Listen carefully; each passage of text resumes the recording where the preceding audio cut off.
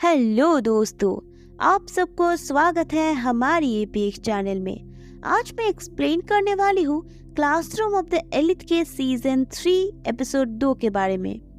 Episode के शुरू में हम देखते हैं कि अयानो कोजी का टीम जंगल में दौड़ने का ट्रेनिंग कर रहे होते हैं। तो साइड में कोएंजी एक चट्टान के ऊपर खड़ा हुआ होता है और नीचे छलांग मार देता है, जिसे देख सब गुस्सा हो जाते हैं। तो याकीमुरा कोएंजी को बुलाने जाते ही लगता है कि उसके पैर पर मोच पड़ जाता है। तो कुछ ग्रुप मेंबर्स उसे छोड़कर आगे बढ़ने लगते हैं, पर होरिकिटो उसे खड़े होने में हेल्प करता है और अयानो कोजी कोएंजी को बुलाने के लिए चला जाता है। तो हम जंगल में देखते हैं कि कोएंजी जंगल में एक जंगली सूअर को मार के बांध रहा होता है। तो वह आके अयानो कोजी कोएंजी को उन लोगों के ग्रुप को हेल्प करने बोलता है, जिस पर कोएंजी हंसते हुए बोलता है कि ये बात उसने बहुत बार सुना है, पर ये उन लोगों पर नहीं बल्कि उस पर डिपेंड करता है कि वो क्या करना चाहता है। ये बोल के जंगली सूअर को उठा के जाने लगता है।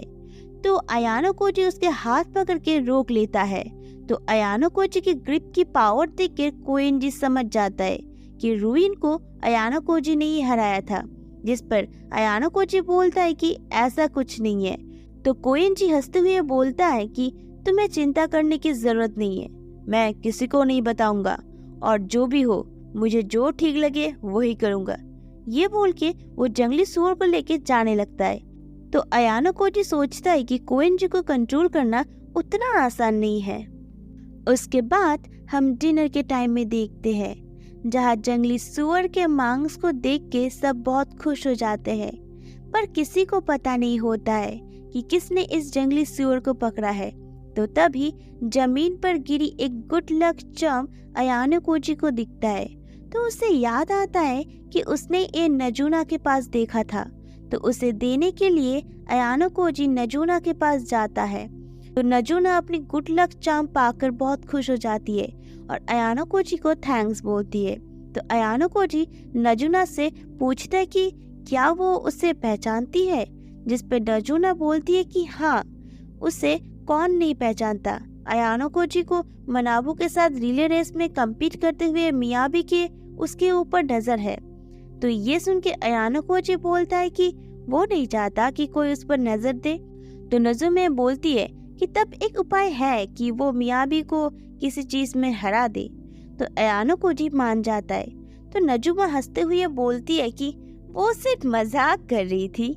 तो अयानो कोजी बोलता है कि क्या वो डर रही है मियाबी के हारने से। तो नजुमे सीरियस होके बोलती है कि क्या वो सीरियस है, और अगर है तो वो ट्राई कर सकता है। और उसके बाद टॉपिक को चेंज करके बोलती है कि उसकी गुड लक चार्म लौटाने के लिए वो उससे कुछ भी सवाल पूछ सकती है। तो अयानो कोजी बोलता है कि लड़कियां जब ग्रुप फॉर्म कर रही थी तो उससे रिलेटेड कुछ क्वेश्चन करना चाहता है। तो उसके बाद हम देखते कि रात में जब सभी सो रहे थे, हाशिमोटो इशिजाकी से अपने बचपन की कहानी को बोलने लगता है और उसके बाद सबको अपने अपने बारे में बोलने बोलता है। तो याकीमुरा भी अपनी कहानी बोलने लगता है कि वो बचपन से पढ़ने में बहुत अच्छा था, स्पोर्ट्स पे ज्यादा ध्यान नहीं दिया। उसे लगता था कि अपनी एकेडमिक स्किल से ही उसे क्लास ए मिल जाएगा, पर रियलिटी कुछ और है। अब वो सबसे पीछे है और रोते हुए बोलता है कि वो अपने क्लास में कोई भी स्पेशल एग्जाम में कुछ खास कंट्रीब्यूट नहीं कर पाता है, इसीलिए सबको सॉरी बोलता है कि वो लीडर होने के बाद भी किसी भी चीज में खास नहीं है। तो इससे इशिजाकी भी अपने दिल की बातें करने लगता है कि ये ग्रुप पूरा वेयरडो से भरा हुआ है और उसे पसंद नहीं है किसी की ऑर्डर को मानना।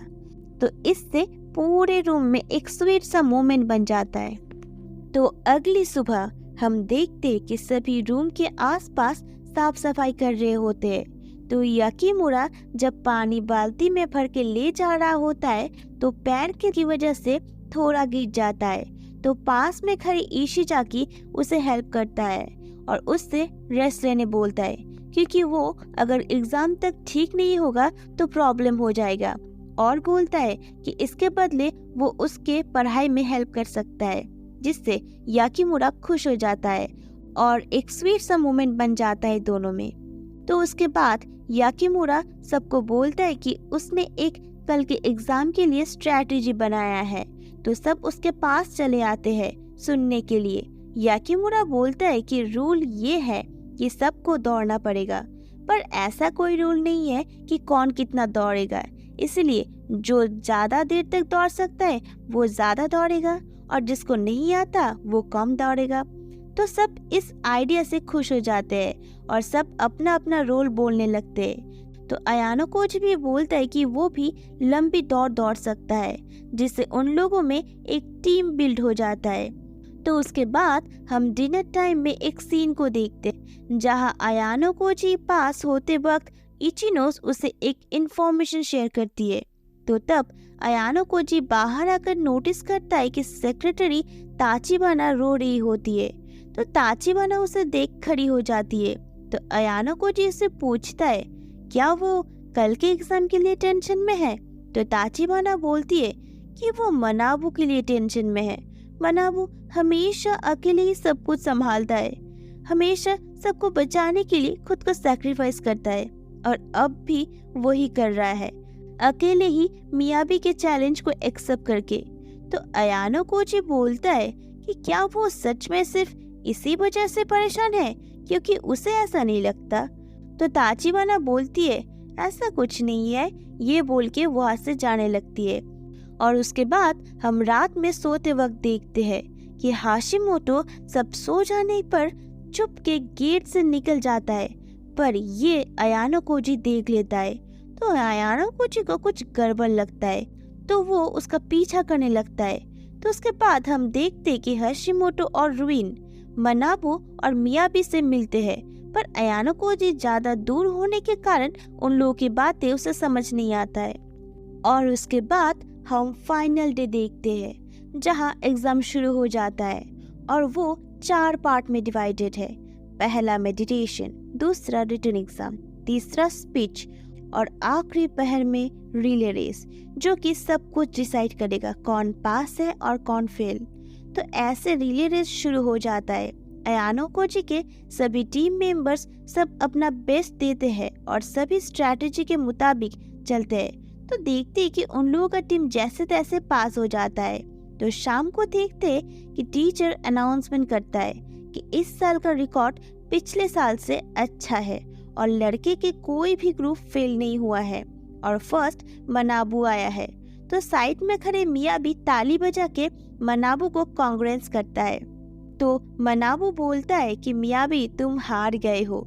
तो मियाबी बोलता है कि शायद हाँ, और तभी टीचर बोलता है कि पर लड़कियों में से एक ग्रुप फेल हो गया है जिसकी लीडर इकारी मोमोको है, जो कि हमेशा मियाबी के साथ रहती है। तो इससे मनाबू को सब कुछ समझ आ जाता है, तो इससे मियाबी हंसने लगता है। तो टीचर बोलता है कि रूल के मुताबिक इकारी और उसके साथ साथ उसकी टीम की किसी एक लड़की को स्कूल से निकाल दिया जाएगा। तो इकारी ताचिबाना को चूज करती है, जो कि मनाबू की असिस्टेंट है। तो अयानो कोची सोचता है कि मियाबी की मनाबू को चैलेंज करना सिर्फ एक भटकाने का जरिया था, असल में तो उसने ताचिबाना को टारगेट किया था। मियाबी ने पहले से ही अपने क्लास की लड़कियों को, जो कि ताचिबाना के ग्रुप में है, हारने बोला था ताकि उन लोगों का टीम फेल हो जाए और ताचिबाना को स्कूल से निकाल सके। तो मनाबू ताचिबाना से पूछता है कि उसने उससे इस बारे में क्यों नहीं बताई। तो ताचिबाना बोलती है कि वो उसके लिए बोझ बनना नहीं चाहती थी और ये बोल के रोने लगती है। तो ये देख के मियाबी खुश हो जाता है और बोलता है कि अब कैसा लग रहा है, इससे भी ज्यादा क्या वो पहले कभी लाइफ में फ्रस्ट्रेटेड हुआ है। तो मनाबू बोलता है कि उसने ताचिबाना को टारगेट क्यों किया। तो मियाबी बोलता है कि वो उसका लुक देखना चाहता था जब उसके असिस्टेंट को स्कूल से निकाल दिया जाएगा। तो मनाबू बोलता है कि उसने सिर्फ एक्सप्रेशन देखने के लिए बहुत बड़ा रिस्क ले लिया है, वो उस पर विश्वास किया था। तो मियाबी बोलता है कि वो खुद पर खुद विश्वास नहीं करता और उससे भी ज्यादा वो उसे हराने के लिए कुछ भी करेगा, अगर अपने फ्रेंड्स को स्कूल से निकलवाना हो वो भी करेगा। तो ये देख के अयानो कोची सोचता है कि असल में तो ये चैलेंज मियाबी ने जीता और सोचता है कि मनाबू को ताचिबाना के जैसे असिस्टेंट की कोई जरूरत नहीं है जिससे कुछ नहीं आता है। तो तभी मनाबू अपने क्लास के सारे पॉइंट से सर से ताचिबाना को एक्सपेल करने की डिसीजन को खरीद लेता है, जो कि रूल के हिसाब से ये हो सकता है। तो ये देख के मिया भी हैरान हो जाता है कि मनाबू ताचिबाना को बचाने के लिए वो अपना सारा पॉइंट दांव में लगा रहा है। तो ताचिबाना बोलती है कि तुम ऐसा मत करो, मुझे मेरी जिम्मेदारी लेने दो। तो मिया भी फिर बोलता है कि वो सच में श्योर है ना, क्योंकि इससे उन लोगों का ए क्लास का रैंक भी चला जाएगा। तो मनाबू बोलता है कि वो फिर से क्लास ए में लेके आ जाएगा। तो उसके बाद हम देखते हैं कि अयानो कोजी इचिनोस से एक जगह मिलता है जहां इचिनोस बोलती है कि मिया भी ऐसे कैसे कर सकती है, और वो खुश है कि इकारी को अकेले स्कूल से निकाल दिया जाएगा। तो अयानो कोजी बोलता है कि इकारी को भी स्कूल से निकाला नहीं जाएगा, मियाबी भी अपने पॉइंट से इकारी को एक्सपेल होने से रोक देगा, और वो श्योर है कि मियाबी ने पहले ही इकारी को बचाने का प्रॉमिस किया होगा, जिससे ऊपर में तो मनाबू और मियाबी एक ही जगह पर है, पर मियाबी पूरे सेकेंड ईयर को कंट्रोल करता है, जिससे वो आसानी से अपना पॉइंट रिकवर कर सकता है। पर मनाबू के मामले में उसके साथ सिर्फ उसका ए क्लास ही खड़ा है, तो फिर से उतना पॉइंट कलेक्ट करने में मुश्किल होगा। तो इचिनोस ये सब सुन के बोलती है कि ऐसा गंदा लड़ाई उसे बिल्कुल पसंद नहीं है। तो तभी उन दोनों को किसी का आने का आवाज आता है, तो अयानो कोजी वहाँ से जाने लगता है। तो जाते जाते इचिनोस अयानो कोजी से पूछती है कि वो क्या करता अगर वो भी ऐसे सिचुएशन में पड़ जाती। तो अयानो कोजी बोलता है कि वो कभी उसे एक्सपेल नहीं होने देगा और उसके लिए वो कुछ भी करेगा। तो ये सुन के इचिनोस खुश हो जाती है, और इसी के साथ ये एपिसोड यहीं पर खत्म हो जाता है। अगर आपको ये वीडियो पसंद आए तो लाइक कर दो, नहीं हो तो प्लीज यार अभी सब्सक्राइब कर दो। तो फिर से मिलते हैं अगले वीडियो में, तब तक के लिए बाय बाय, टाटा।